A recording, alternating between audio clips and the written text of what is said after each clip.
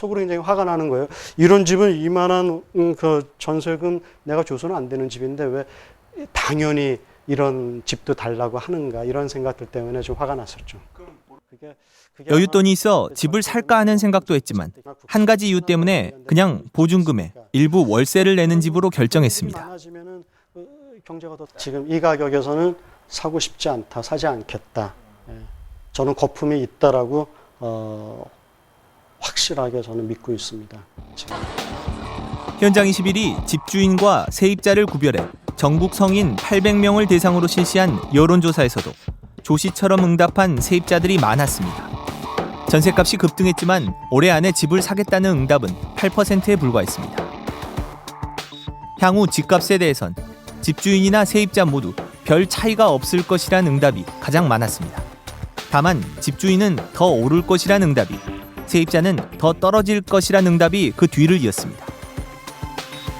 향후 전셋값에 대해선 집주인은 57.4%가 앞으로 더 오를 것이라고 답한 반면 세입자들은 69.3%나 전셋값이 더 오를 것이라고 응답했습니다.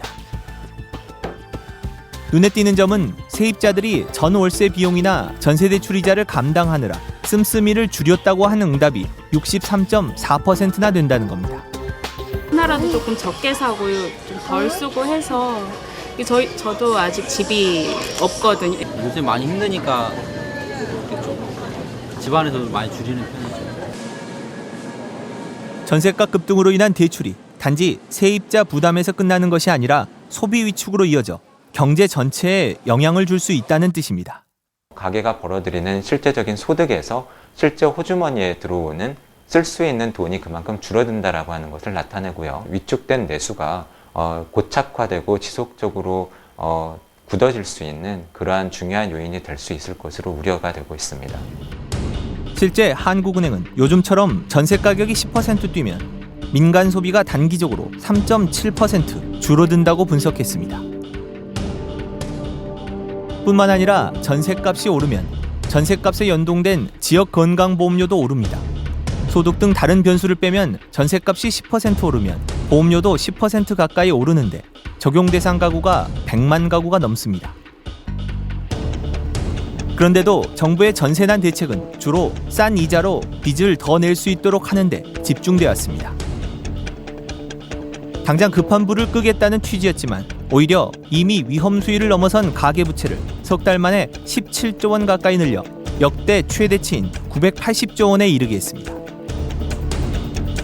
우리 금융 시스템에서 현재 늘어나고 있는 것이 떨어지고 있는 주택 시장에 기반한 전세자금 대출 또는 그 월세 관련 대출이라고 할 때 이것은 우리 금융 시스템의 그 취약성을 드러내는 대목이라고도 할 수가 있겠습니다. 가령 정부 뜻대로 매매 시장이 활성화돼서 가격이 많이 올랐잖아요. 그러면 전세가 떨어질까요? 떨어지질 않아요.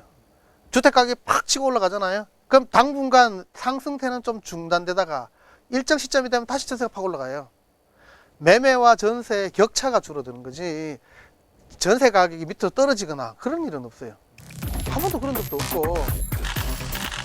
지난주 박근혜 대통령의 전세 대책 마련 발언 이후 당정 협의를 가진 정부 여당은 내일 다주택자 규제 완화와 취득세 인하 등을 주요 내용으로 한 전세난 대책을 내놓을 예정입니다. 전월세 상한제 등을 주장하는 야당과 이견을 좁혀서 국회를 통과해야 하는 대책들입니다. 현장 21은 정치권에서 논의되는 주요 전세난 대책에 관해 전문가들과 정책 효과를 따져봤습니다.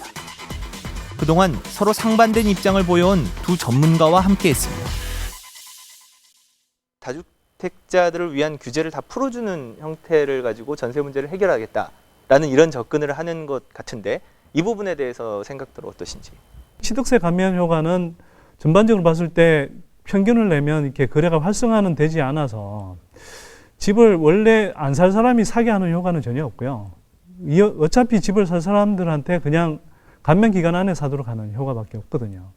이런 이제 뭐 세금을 깎아준다, 뭐 규제를 풀어준다 이런 정책들이 어떤 생각에서 나오냐 하면 지금 주택 가격이 가라앉고 있는데 이걸 떨어지지 않겠다라는 시각으로, 그래서 주로 이제 주택 그 소유자들 입장에서 이걸 그 결국 이제 버틸 수 있는 체력을 이렇게 지원해 주는 식으로 이렇게 나오고 있는 거거든요. 취득세 부분에 대해서는 좀 다른 생각인데 시장이 완전히 지금 그 실수요 중심으로 바뀌었거든요. 그러니까 이게